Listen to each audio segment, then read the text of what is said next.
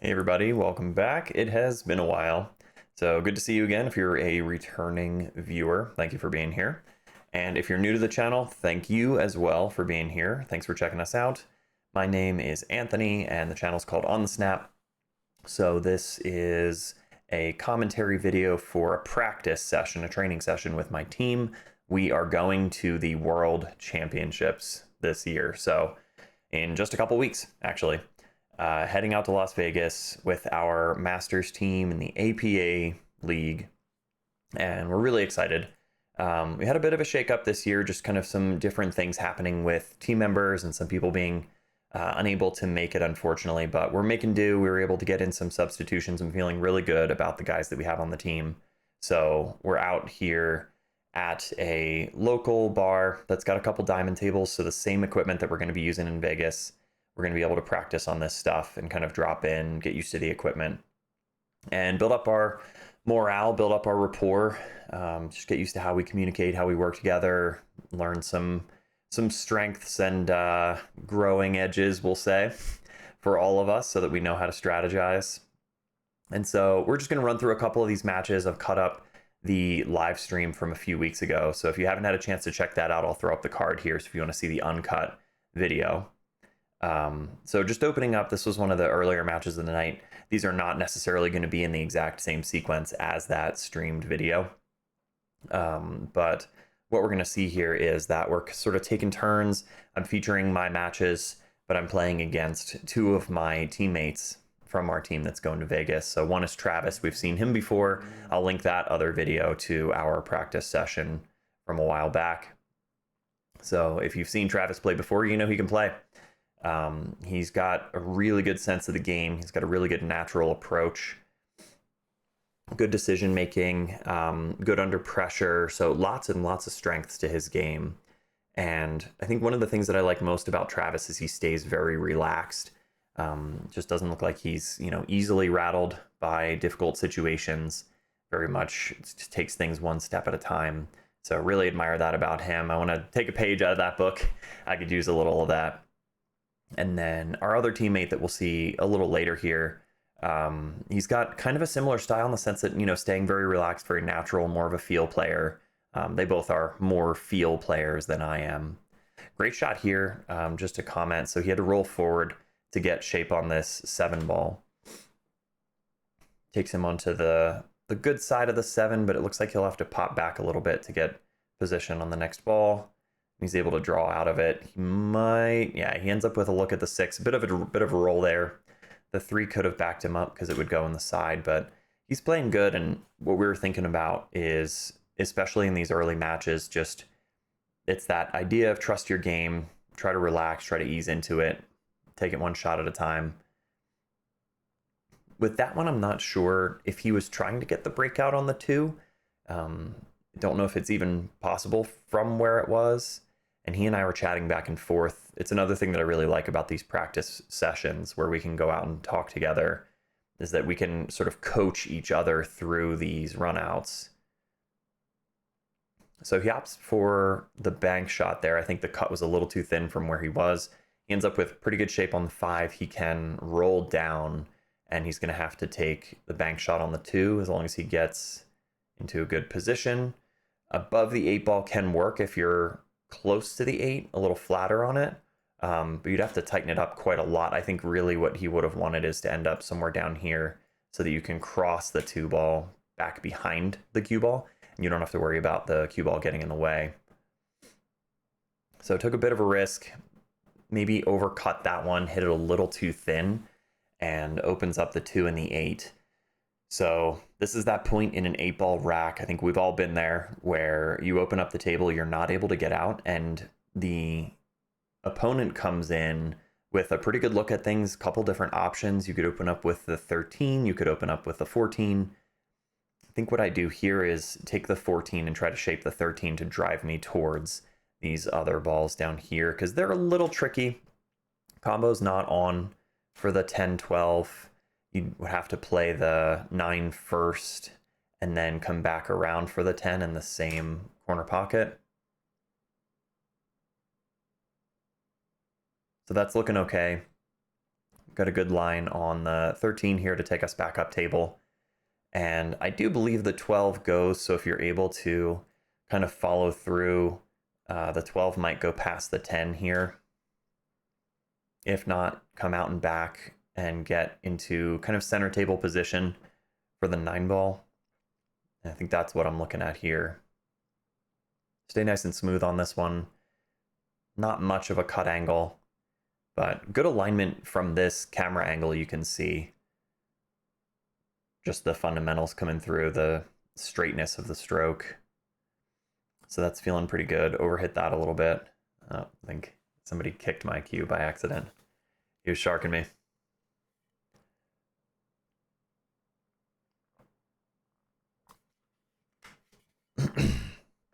So we're kind of thin on the 9, a little back cut on the 9 ball. And it's touchy to control this speed. If you feel confident to cheat the pocket down to the bottom side here, that'll slow the cue ball down a little bit, overcutting it. Yeah, we took advantage of the whole pocket, but that's kind of what you have to do to hold the cue ball for a good position on the 10. You don't want to be turning that loose and having to go I don't even know, all the way around table, but you're not going to get shape anyway.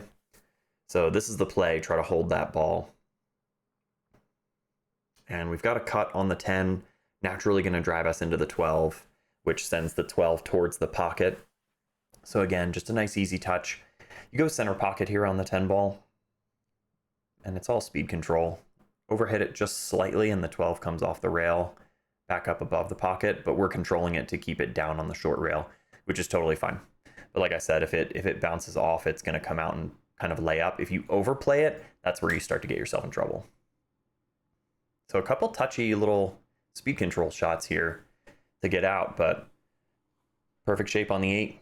Pop this guy in.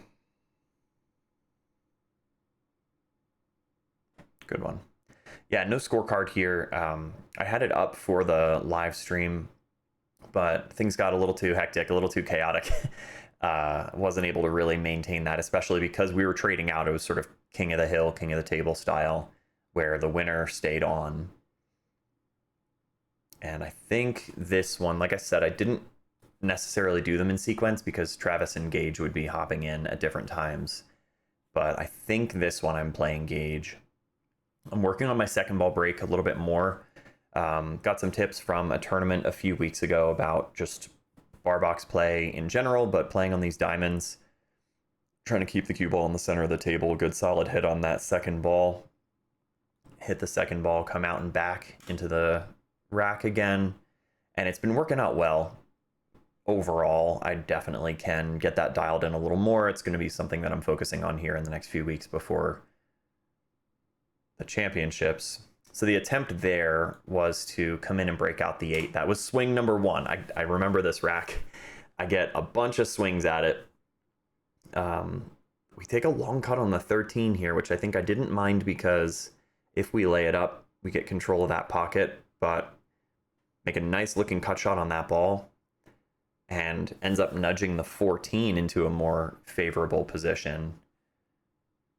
You could try for the hit here. I do look at that. 14's kind of deep in the jaws, but I don't love it, so I end up reconsidering and thinking about a line on the 15, bouncing down off that bottom rail. Really smooth touch. Should be good here. And the angle, we're cutting the 15 in, the angle coming into this rail can bring us out and back straight off the short rail, kind of like what I'm looking at here, or you can play into the long rail to get up a little deeper. Yeah, and that's what I'm looking at. Come deeper into it instead of messing with the 7 first. If you play into the 8 ball first, more of that energy is carried into the 8 ball. You have a better chance of getting it out of trouble. Good force follow. We still ended up playing into the 7. That's second attempt to get the 8 ball out of here. We get a nice roll with a good look at the 9 ball and a natural draw stroke here to take swing number 3 at the 8 to knock it out because it doesn't go anywhere. Make a great hit on the 8 and then it just doesn't get freed up. So we're super close. We're gonna have to jack up, practically masse into this. I call it back cross side. It's pretty much the only place it went. I don't think I even considered going safe here, although looking at it now, you could probably thin off the 8 and send your opponent up table, leave the 8 in front of the 7. Would not be a bad play. So underhit that. It needed another half table roll, but Gage was on the sidelines, I seem to remember, and he said that the line was looking good to where the 8 was tracking towards the pocket. So here's our first look at Gage, and like I said, kind of natural, more feel player. Really fun to be around, really good guy. So it'll be good for us to work together a little bit before the champs. And he's got a pretty open layout. No real problems. You could pop the 5 in right now, but not great shape. Back cut the 3. Okay, yeah, he kind of rushed that one, I think. And then he leaves me really gross down behind the 3. So much table. This kind of stuff's going to come up. You know, you have to be ready for this. So you kick at it 2 rails. I think the 1 rail is taken out by the 5 and the 7. So I'm looking at kind of a cut angle on the 8 from the long rail. The 1 rail might be available here, coming into it this way. So that's our hit line. Pivot over to the center line between the 8 and the cue ball. Parallel shift that over to a line from the cue ball to the rail. And we're playing this one kind of loose, but again, early in the day or night. Make a good solid hit on the 8. Bad roll. So we give up ball in hand. In the APA League, if you scratch off of the 8 ball, it's just ball in hand. It's not a loss of game. If you make both, so if you make the 8 ball and scratch, it is a loss of game. So Gage has got ball in hand here. Second look at a really open table. And again, no problems. The 6 is a natural key ball. So he should be totally fine unless there's a major flub at this point. It's still kind of early in the evening, so there's some people hanging around, but I think they end up clearing out. So he goes for the 5 first. There's nothing wrong with that, really, but yeah, you want to make sure you get back out to get good on the 4, take you towards the 6.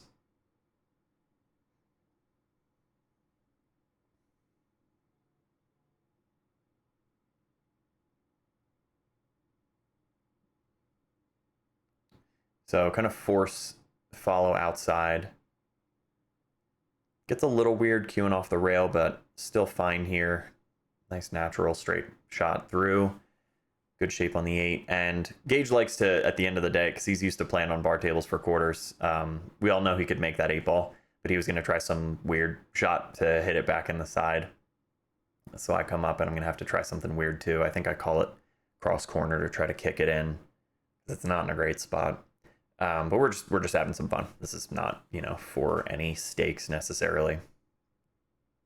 Curious how you guys would want to shoot this one to make it interesting, not just straight duck it in the corner, but kick it back in or try to go 2 rails around for the side. See, that one's actually kind of cool, tracking towards this side pocket.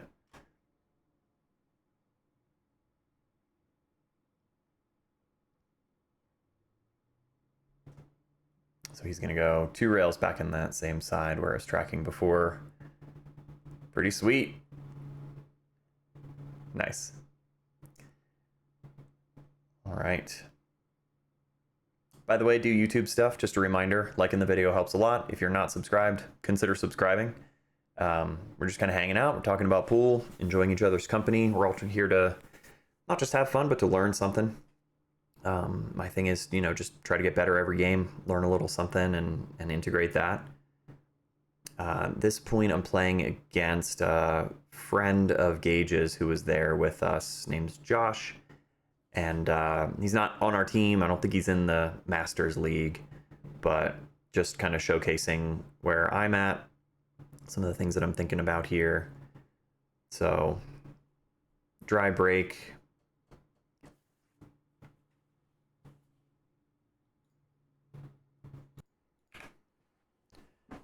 So the 2 ball's definitely the play. These trick me more often than they should. I'm not sure why. My stroke's looking good, but just to undercut it, there's really not a reason to miss that kind of shot with where I'm at right now. Not a pressure situation necessarily. I think I can be taking advantage of practice sessions like this and treat it more like a pressure situation. Oh no, I'm playing Gage again. Maybe Josh is next. But I need to get that kind of 2-ball shot dialed in. So another good one to practice before Vegas. There's a couple little things that I want to get dialed in. Yeah, he wants to take solids too. Don't blame him. Rush that one a little bit. I think I do see that coming up in Gage's game. We had a training session a couple weeks ago. Just he and I went out. I didn't record or stream that one. Of course I didn't, because that night I was playing like a monster, shooting lights out. But there's some good stuff in this one too. I think you guys will like this one. So solids, I think, are still the pick here. The 11 doesn't really help you with the 15, this little cluster up top. You can't really like play the 11 off the 15 or anything to break that out. So don't love that. We knew the 1-ball was going to be the good opening shot. The 6-ball could have backed us up, but just underplayed it slightly to where we have a pretty thin cut on the 2 to come back and forth. I didn't look at the back of the ball, though. I skipped that normal step in my pre-shot routine and jawed it, yeah. So, turning over the table again. Didn't leave him anything great. 12 goes. Makes a good shot on that. Gets a hit on the 4-ball, but double kisses it back into pretty much the same spot. This might end up feeling like my 8-ball, where you make a couple different hits on it, but just can't get it out of trouble. Good shot on the 9-ball there. Squeeze it past the 6. Maybe the cut off the 11 takes you into the 15-4 again. Yeah. Hit the 4, but didn't really clear up the 15.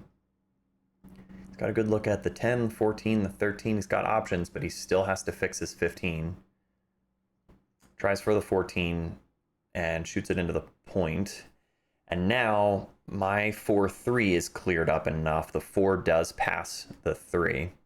So that's what I come to double check, I believe. Look at that early on. No other problems. So dealer's choice, I think, yeah, take the 6 away. Although the 6 leads you to the 7. So you could play 2, 6, 7. I think the idea would be to clear up the 4-3 as early as possible. So the 7 takes you to the 2. That could have taken us to the 4 as well. Maybe just overplayed it slightly. But that's something that I'm thinking about a lot right now, is oftentimes with shots like this, overplaying it slightly is going to work out better than underplaying it. So here comes my inside English. Yep. Just a little bit of check inside. Got a good look at the 4. We can kind of float over, punch it over for the 3.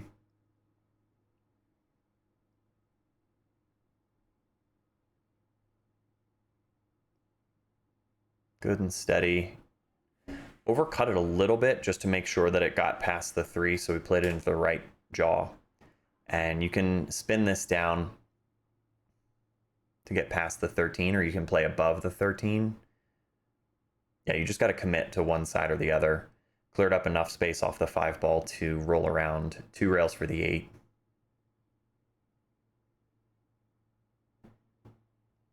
It's a good natural way to do it. You've got room. Could have come up a little bit farther. You could have even thought about playing into the 10. But even down here, you're totally fine. This is another case where, like I said, either over or underplay. We underplayed this one slightly. Makes this cut harder, but just take what the table gives you and shut it down.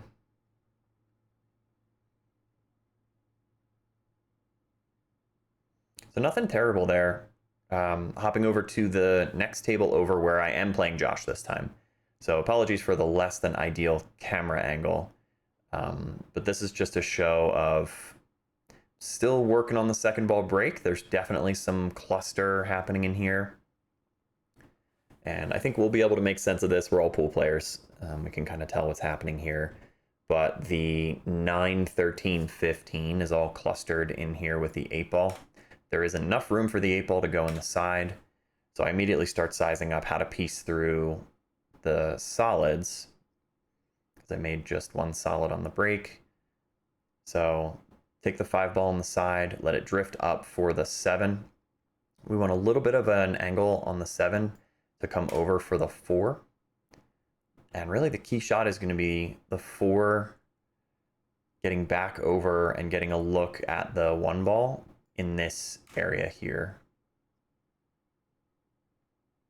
So we're going to have to come out and back, and it's speed control. You could theoretically try to hold this, but I was missing those shots this particular evening. I was trying to really just spin them in and leave it thin on the rail.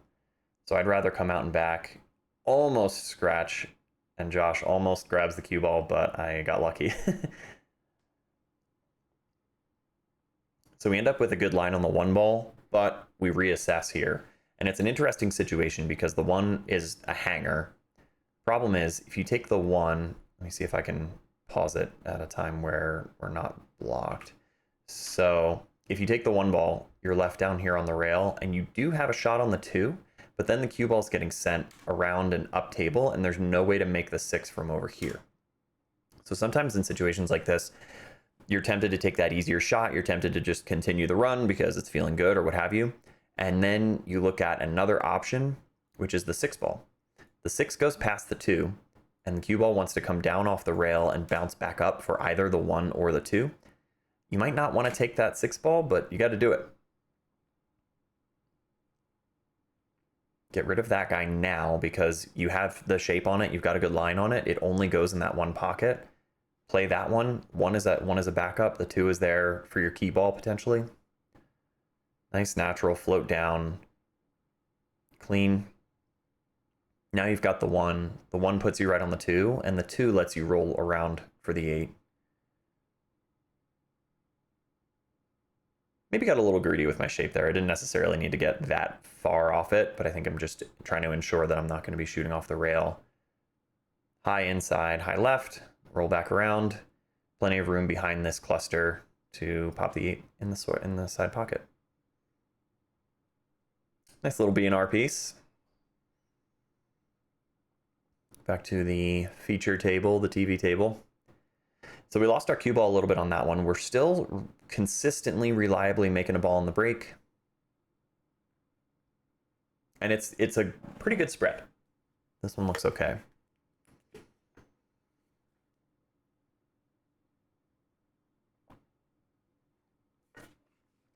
But made a stripe, and the layout is a little tricky. 14 doesn't look like it goes. The 9 doesn't look like it goes anywhere. I think we've got a line on the 12.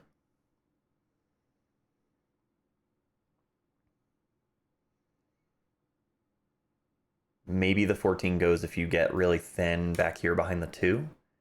But yeah, I don't know from here. It doesn't look like it.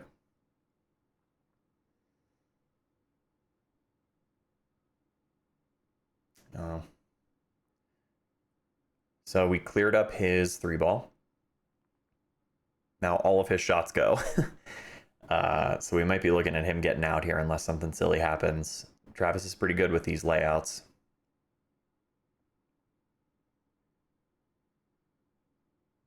Yeah, 5 takes you to the 2, 2 takes you to the 6. Maybe leave a ball down there for your key ball. 4 takes you to that. Probably 7 to the 8. Or the 7 to the 1 to the 8. Yeah, it's looking pretty good. Just leave yourself a little angle on the 6 unless you're going to follow forward and play short side on the 4. Might have a bit of a back cut.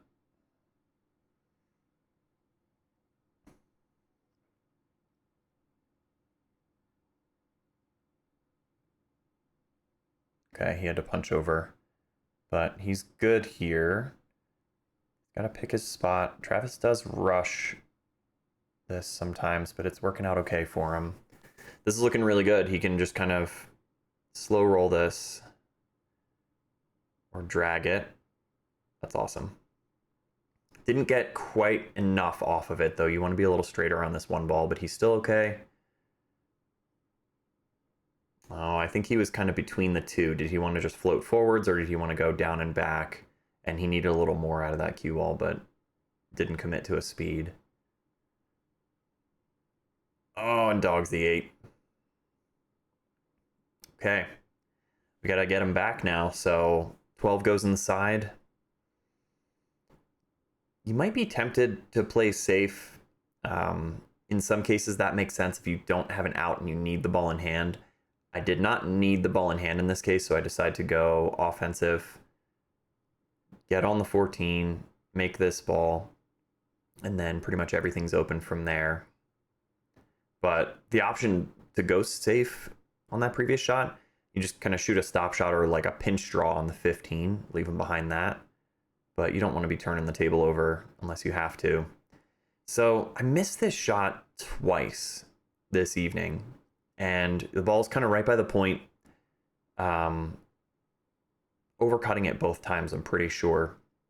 So after he puts this 8 ball down, I get in and practice a little bit. Because it's another one where, like, normally I'm not missing those. I don't know if in that case I rushed it or took it for granted, or, you know, one of those kind of typical silly things. Cut out the practice because you all don't need to see that. But I guess if you do want to see it, go to the streamed archive. So this time I was experimenting with a little bit more of a kind of a poppy stroke. Did not stay down as much, so not as level, and that can betray you on the second ball break. And in the APA Masters format, scratch on the break is not ball in hand, it's in the kitchen. So he's got to make a decision here. I don't mind solids, but you'd have to figure out the 6. The 4's not awesome, but it does go over here. So maybe if you get in here on the 4 ball, you can kind of break these out. That's what he's looking at, is how to get the 6 ball solved.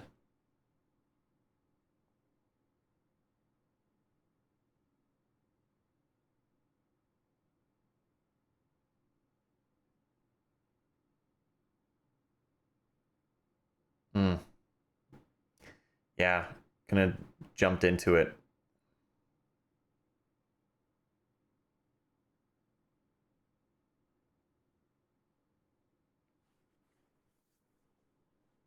Eleven's hanging. 15 goes down here closest to us. 13 goes, the 9 goes. 14 now does not go past the 14, or past the 1. So Travis and I are just kind of chopping it up, kind of talking about how to make the out. I think the idea would be to claim solids and maybe break the 6 out off the 1 ball if you can get the right angle. I don't think I have it off the 7 right now.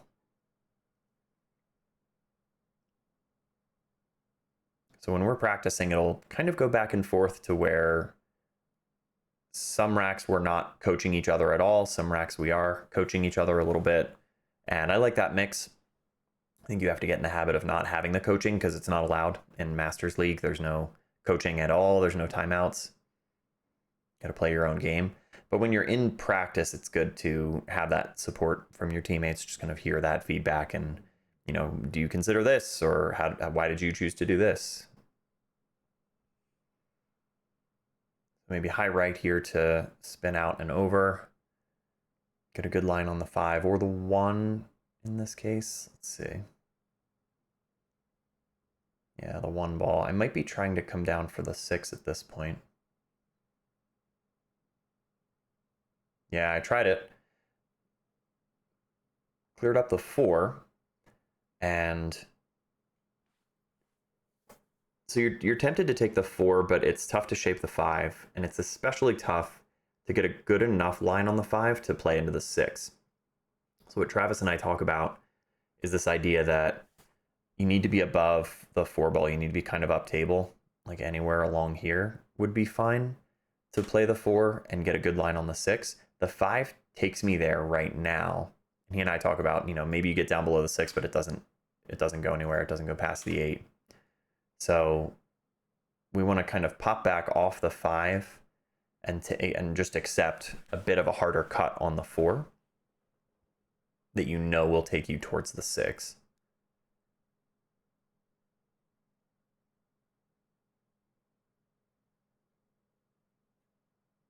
That's fine. Had to shave it in past the 11, but we had enough room. Now there are workable angles to play into the 6. You can cheat the pocket a little bit, play it thinner or play it a little thicker. You can try to draw off this ball, or you can just roll through. I'm just going to be rolling through. Yeah. So played it a little thicker into this side of the pocket and moved the 10 out. Definitely needed to rely on a bit of a roll because it's hard to predict exactly what's going to happen with that hit. But we do end up with a look at the 6 and a clean line into the top corner. So just bear down. I mean, stay level on this guy. Good and smooth through the ball. Maybe a little jerky, but it cooperated. Same deal here. Just, I definitely rushed this one. But we're okay. Yeah, so that works out. It's a good finish. Much better break. Cue ball came out and back pretty much straight from the rail.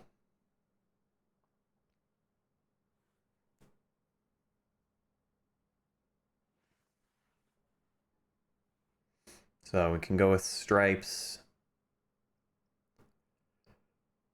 10 goes. The 9 goes. You just have to be up here, right? The 9 goes down there. The 14, the window is pretty thin along this rail. The 8 ball is the problem. You can see it's tied up on the 1. So you might be tempted to take the 15 because it's right there. It's straight in. It avails you of some position on the other balls down there, but the proper play is to immediately start considering, if you're trying to get out, which in this case you can and probably should. In order to do that, you have to free up your 8 ball. The 14 could do it, but you would need like a perfect, really thin window of position on the 14 to play the hit on it. So maybe the play here is to play the 12 early. I wasn't sure if I had it from here, if I had the right angle, but I guess I'm just going to start by clearing out some from down table and work on getting the angle on the 12 ball later. Better decide what angle I need. Because this is fine. I mean, you got to make them all, but okay. So I don't mind that. The 15 is going to back you up. You're getting closer to the 12. You've got a good look at the 12. We don't need to play the 15 right now. Yeah, don't do that, man. Here's our line. So coming anywhere into that rail or even deeper, if you're kind of spinning it, we're going to sort of warp back using draw. We're going to pull back off the 12 and play into the 8. We should play into the 8 first. The 9 will back us up if we come off the 8. If everything goes wrong, you might end up with a bank shot at the 14. Yeah, there's your... Nice. Okay, cool. So the 8's freed up. The 14 is still your key ball, but you got to get perfect on the 14. And now things are much more complicated because you can play the 9. You have to get onto the 15 in such a way that it takes you to that sort of perfect spot on the 14, which is tough. So do we power draw off this? Try to get back around for the 15. I don't know if you can roll through. I'm looking at it now. I'll pause again. I wonder if you can play a high ball, like a high right, and try to roll down and get under the 15. Play the 15 in the side. I don't remember what I do here. Or if I try to just draw back off and get above the 15 in here. I might be just trying to power it. No, I go smooth over for the 14. That's fine. What makes it not fine is that now getting from the 14 to the 15 is probably even tougher than the 9 to the 15. You don't have a lot to work with off this 14 ball unless you play rail first, and I'm not proficient with those. I can make a good hit, but that's an aspect of my game that could use some work for sure. So I'm probably trying to roll out and around, cheat this a little bit. Oh, I had a lot to work with, a lot more than it looked like. Help me out. Ooh. So that, it definitely worked out better than it could have. There was a very big scratch on there. Now we have to power this through again, high inside, play pretty full into the 15 so that the cue ball comes out and back around. And I think we're looking for this, which is wild. It's there. It's very playable.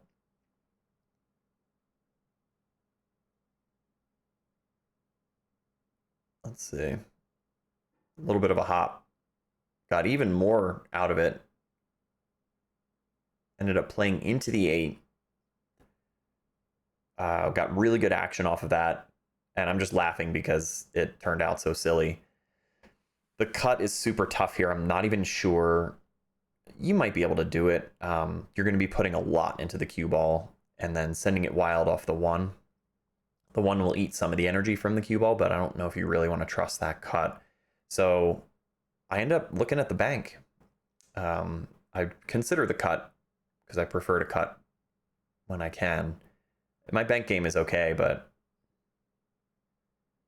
I think Gage came over to suggest the 2-railer, but I have no idea how to shoot that. So that would not be my go-to unless I absolutely had to. And even in that case, if I had to, I would have very low confidence. So I'm trying to play it here, guys. I'm trying to bank it between the 6 and the 4, and you need perfect angle, perfect speed to make it go. Oh my gosh. It doesn't go. Even looking back on it now, I was super excited about that at the table. But even looking back on it now, I feel like I hit it so well. Maybe the speed was just slightly off to have it jaw like that. And Travis is tricksy. He'll figure out a way to get out here. He's got to solve the 4 and the 6. Obviously, you got to clean up all these first, but do you play for a bank on the 6? Do you try to break out the 4?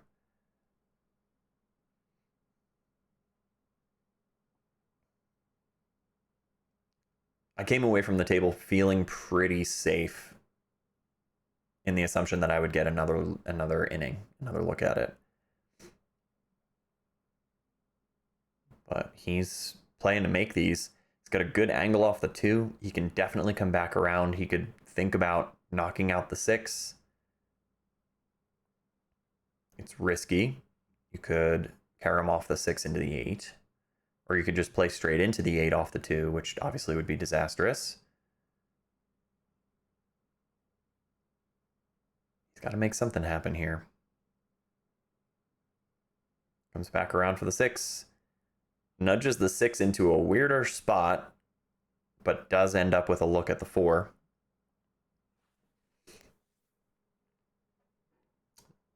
So he said something like, what am I going to do now? And I said, play for the bank. So you pop in this 4 ball withdraw, get down to that short rail. You want to overplay this. Now he's perfect, right? He's below the 6. You can play a nice smooth bank shot. Easy to line that up. Very forgiving short rail. And that's how you get out. Man, with 2 of your balls kind of blocked by the 8. And then I think they talked about like, oh, dude, hit a 3-railer or something weird.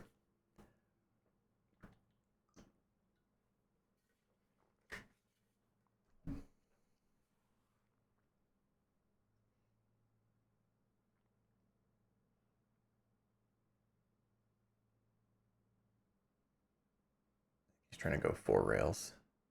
Nope, just 2 and tighten it up off the 2nd. Oh, didn't miss it by much.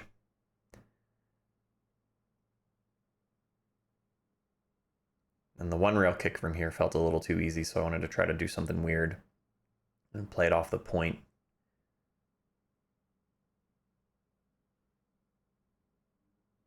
No.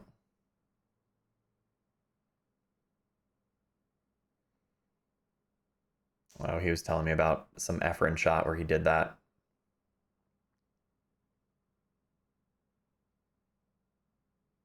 He's gonna try to do it. Shots are so weird, so hard to predict.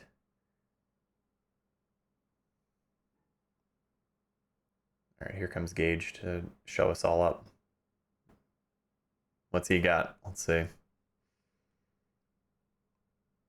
Oh, the shot nobody knew how to do. What? He rails into the opposite side point and hit it so full that he scratched. All right, Travis is up again. Got to beat this guy.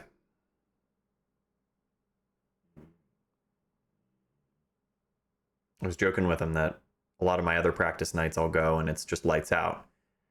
And then when I go to play him, stuff goes weird or I relax too much or something, but he ends up beating me more than I want him to. That's why I don't mind having him on the team. I think we complement each other, like our styles complement each other. So kind of a tricky layout. Got to play solids.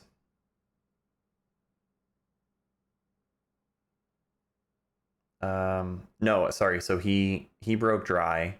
So I've got choice. Maybe you open with a 10 ball. It's not great.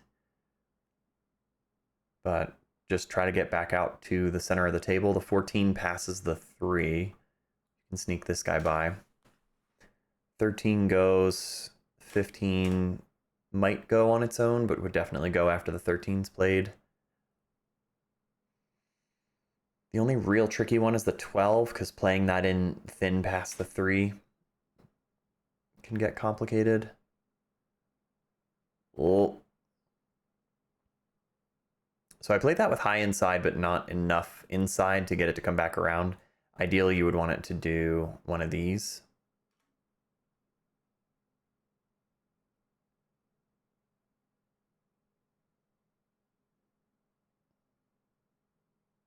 We gotta stay smooth here. Play that 14. Nice, that works out. It's a tough shot from the jaws, but we've got the 11 in the side kind of bailing us out. I don't think you can play the 11 off the 12. That would be nice to get the 12 off the rail, but I think you just want to play to make the 11 and get up for the 9 or the 13. You can't really get under the 4 to get under the 12 from here. I want to play short side on the 12, but it's got to go somewhere, and maybe ending up perfectly straight on the rail is what I end up doing here.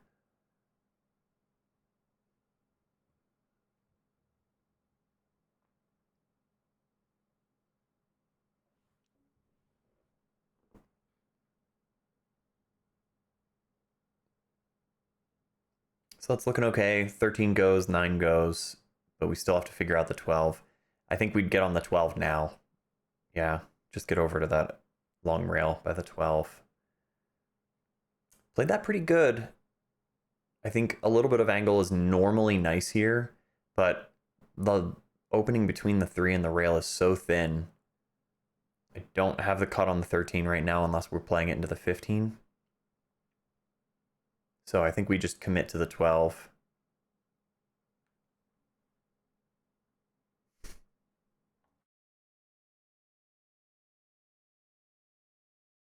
Yeah, overcut it a little bit, sent it into the 3. Complicates things for him. 6 is blocked now. Can open with the 7, send that up table. His 5's not in great position either unless he's able to get below it.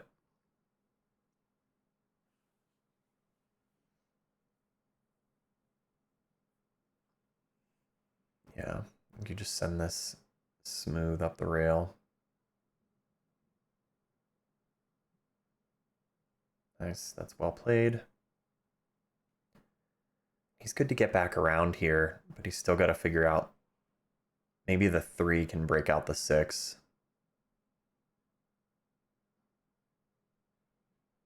Nice. I don't know if the 4 ball goes or if you'd have to play it into the 3 from here. You might just have a clean look at the 3. Yeah, he did. Nice. He may not love that, though. It sends a 6 ball across table, and now it's blocked by the 8. And he's on top of, what is that, my 12, my 10?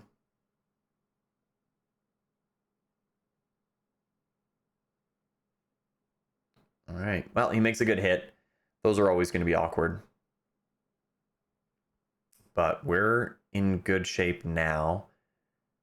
You could play the 15 and try to clear out the 8 ball.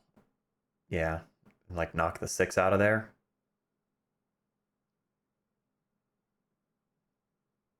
That looks nice.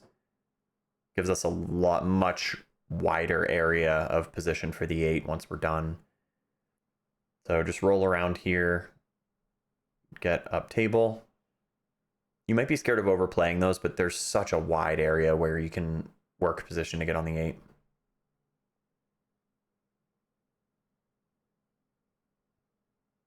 Just kind of stun over. A little bit of draw might have been nice there, a little bit more draw, but we're okay. It's good play.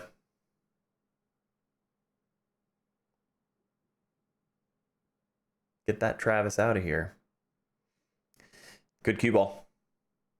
Second ball break's looking good, guys. I'm feeling pretty good about it. Like I said, I want to dial it in a little bit more, but it's been pretty consistent. I've got a good cue ball. I'm not scratching, except for the one where I lifted a little bit and jumped it.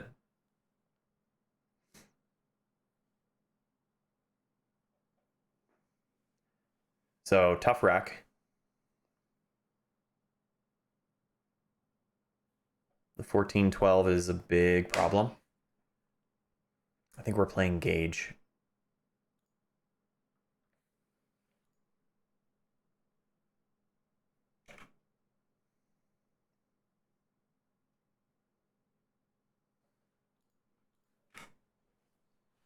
So kind of tricky opening.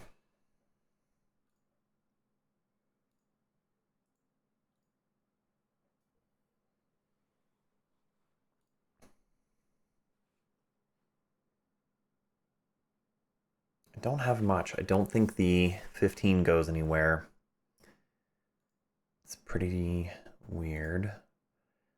Back cutting the 11 at least gets it into the pocket. Yeah, I guess that's what we're trying. If it goes, we should get a look at something else. Yeah, I hit it too full. Sending the cue ball wild. So, not great, but the 11 is in a better spot to break out the 14-12 if we get back to the table.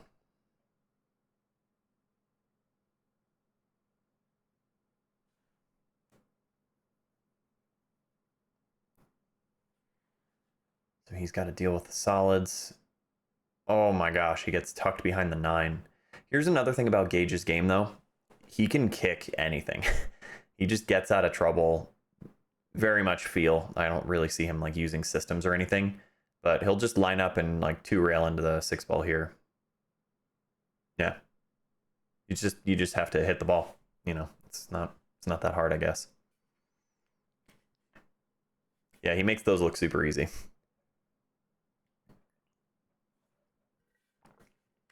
Which maybe they are. What do I know? So you could play the 10. It goes past the 2. We don't really want to gum up that pocket, so you could just focus on making this one get back down for the 9. Oh, man. All right. So did not get that down. Didn't get a look at the 9 either. Ooh, have a look at it, but not a great shot. Maybe the idea was to get down for the 11 so we can break out the 14-12. But his stuff's a lot more open now. He might be trying for the combo. 3 goes in through the 2. It's legal. Got to play the 5 now, right?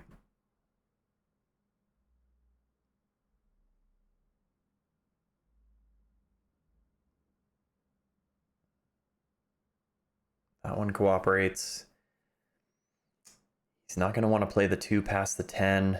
Yeah, good choice. Got it. I had a bad feeling about that one for some reason. So starting to run out of options. Maybe the 1.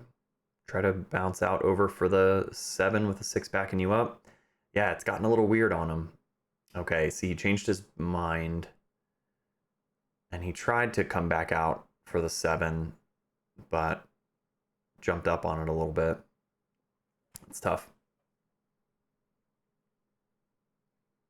So we have a look at the 10. I don't think we can play the 9. The 10 is a thin back cut. You're kind of coming back and forth. You can open it up with a little bit of spin, but then you're bringing the side pocket into play. So you just got to control your speed. And I think we're going to play for the 9 ball. Come out and back towards the 6. Or onto the 6. Not behind it. All right, we should be fine. We've got the cut on the 9. The 1 ball's in the way, so we can't just drift over and hit the 14-12. The 11 takes us into the 14-12. I think I was looking at drifting over from the 9. I don't think I go with that though, if I'm remembering correctly. Yeah, we play the 11. So high inside here. Kind of force follow into the rail. Up and through. That made it weird. We have a shot at the 9. I think the 7-15 is wired. Can't play the 12. Maybe go high inside. Maybe go high inside here and then play off the 14 into the 7 to make the 15. Or am I going to force it through? That worked. Well, sort of. Made the 9. 15 went. Now it's weird again. Can't cut the 14. There's not enough room between the 7 and the 14 to cut it in the corner. Doesn't go anywhere else. We're looking at a safe. I could play off the 14, leave him down on the short rail.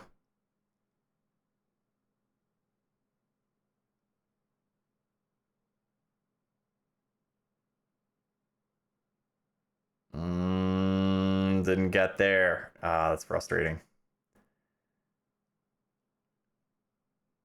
I do that way too much, guys. I feel like normally I have a really good feel for the speed of the table and maybe just didn't fully visualize that. I'm not sure why that is still going wrong for me as often as it is. So he's got a pretty routine out.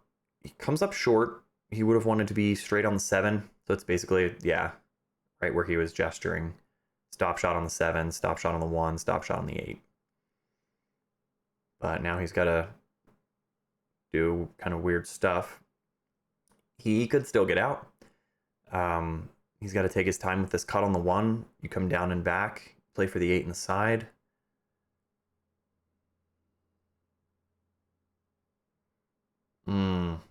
Shoots it into the rail. Don't think we're hooked behind the 8. I think we have a look at the 14. It'd be hard to hold it to try to play short side on the 12. You don't really want to stun off the 14, bring the side pocket into play. That might be the best though, I'm not sure. Yeah, I'm just trying to get down below the 12. So you can play it thin into the side pocket. That'd be fine. Take it all the way down. Looks like I'm going on the side.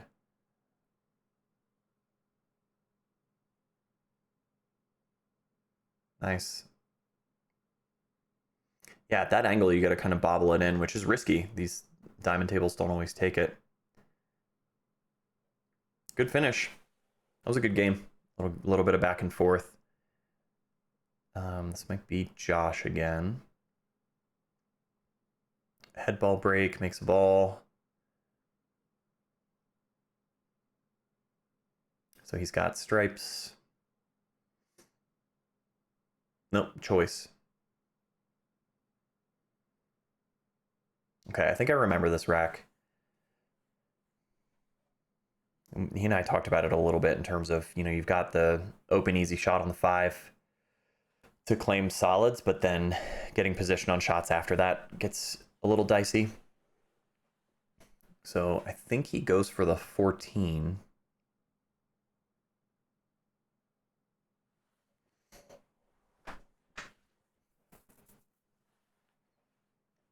Yeah, I think he looks at the 14 and then tries to spread them out a little bit, hoping to get a look at the 9-13 combo or maybe the 10. The 15 cuts in the side, but it's also going to sort of send you down into the cluster. I don't hate that. Clear out the 15 now. Yeah, he's going for the 14.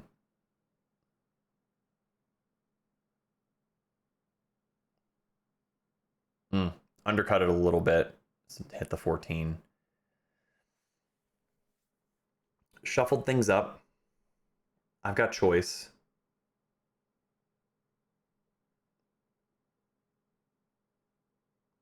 I think you take solids here. Or, sorry, I think you take stripes.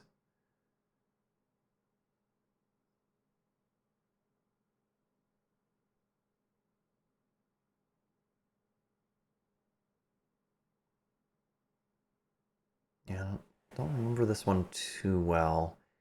The 1 definitely goes to open it up if you do go with solids. Am I taking the 14? Yeah, I think I take the 14 and come back around to solve the 10-13 situation. I play into him now to open it up. Sweet. Okay, so that pushes the 10 into a good spot. And we can use the 10 high inside to bump the 6 down towards the short rail and open up the 13. Yeah, I'm just showing my body what I want it to do. Yeah, get the 6 out of here. 13's open, 9's open, 11 goes in the side, 15 goes in the side. 11 would be a nice key ball if you were able to get below it, but you could use the 15.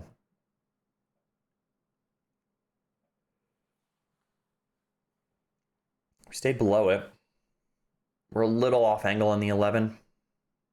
Yeah, overhit that just slightly, but it's still going to work out. You don't want to take the 9 ball here because it's going to send the 3 and the 7 on top of the 8. So I think the play is 11 high inside, high right hand spin to get up on the 15. Just a little bit of spin. Didn't give it enough. But we've got to look at the 9. Awkward queuing, kind of shooting over the 15. But we know we need a back cut on the 15 to take us towards the 8. So we want to be kind of in here. Pop the 15 in, and the cue ball drifts across table. Just a little bit. Let it float down just a little bit so that we've got... And I think this has been good for me, the kind of take what the table gives you, trust your game. You can, you're a shot maker kind of idea. You can make this ball, so just trust that it's going to happen. It's a good smooth shot. Drifting over for natural position. I think you could also, I didn't get in the weeds about this, but you might want to think about, do I want to over or under play? Do I want to be on the rail, or do I want to just get it there past the 4? It's a good out. So Gage was working on his second ball break too.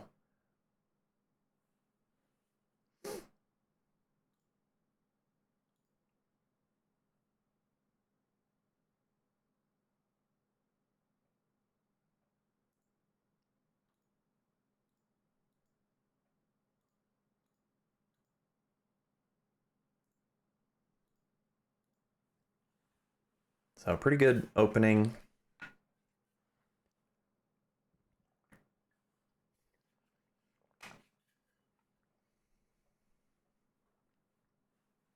Eight's tied up, obviously. So we could take the 15. He's got choice, but yeah, I think stripes are the way to go. Point sends him kind of off. He's got the 12. Playing a hit on the 8 would be pretty tough from here, but it's doable if you like your inside game. You don't really want to play a combo on the 9-11? Yeah, I think you have to take the 12. Oh, we tried it. Got a nudge on it, but it's not enough. Might have to try to hit it again off the 10. So you can go low right, sort of a punchy shot into the short rail, and have the cue ball come up and hit the 8-14. If he makes that hit, he could get out. Comes back around. Another nudge, but no love. Still in the same spot. 14 doesn't really bank. I think you have to try to hit it off the 11 again, right?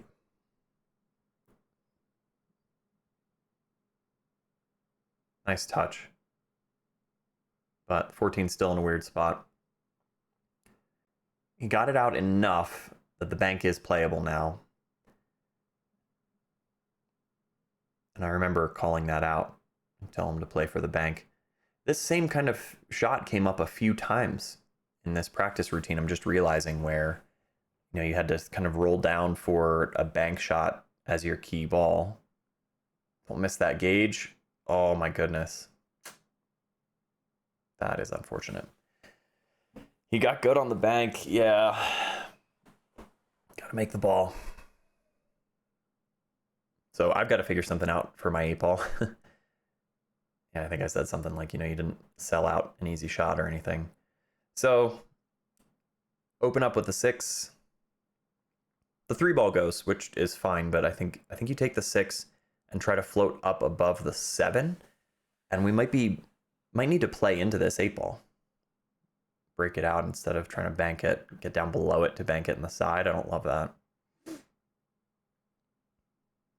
So it came up a bit too high. Okay, so I'm looking at using the 5, picking my line off the 3 where I want to be on the 5.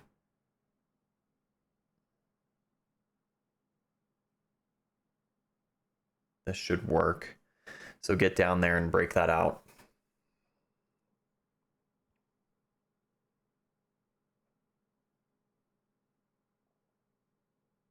Yeah, I have to decide. Looks like I'm trying to play full into the 8. Coming into the long rail would be fine too. Nice. Pretty much right where I was hoping. Got a bit of a roll. I mean, it sent the 14 and the 8 down to the short rail. This is still doable. Got to make a good shot on the 7, drift down a little bit, get an angle on the 4. But this is a trust your game kind of situation. It's good. Hit it good. I remember this one. I think I like low left to drill back and get down on the short rail between the 9 and the 8. I go with kind of a punchy low right, which works, but now you're faced with a pretty tough cut. And this ball goes. I mean, you could even throw some inside on this if you wanted to. A little bit of that go in English. 14 will stop you. You got to make that ball, man. Oh, making such a good out. So another situation, Gage feels like he's blocked. The 8 is deep in the pocket.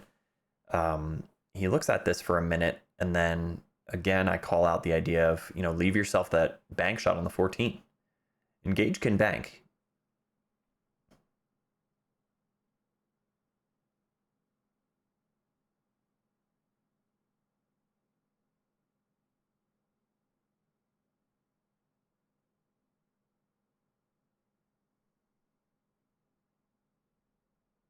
Yeah, that's the way to do it. You don't want to overplay that one, right? But he's got basically a perfect angle to bank the 14 back here. I honestly don't think he would have considered that, though. So something to work on. There's your game. It's a good game. Good back and forth there. He went to try some weird stuff. So I think that was, let me just check my timestamp here. I think that was the last one that I had. Yeah, video restarted. So thanks for checking it out. Thanks for sticking around until the end if you did. Really glad to have you guys here. Like I said, I'm glad to be back to doing commentary. It's been a little dry lately. I am going to be going out for a tournament, and then I've got a team training. So if you guys are going to be around tomorrow, the 1st, August 1st, there's going to be a team training. I'm going to try to stream that. And then I might grab something else again next week. but I fly on the 9th. I'll be in Vegas from the 9th to the 16th. So lots planned. In addition to the Masters World Championships, obviously that's the main focus, but I'll be doing minis. I'll be doing some challenge matches. Stay tuned for that because there's some really exciting collaboration stuff coming up with other YouTubers. I'm not going to spoil anything yet, but just keep your eyes peeled. Challenge matches and exhibitions and money games and all that. So yeah, keep your eyes on the stream. There's going to be a lot going on. And then I'll be doing commentary of everything that I can along the way. So thanks again for being here. Remember to do the YouTube stuff. It helps out a lot. And I will plan on seeing you guys again soon. Thanks.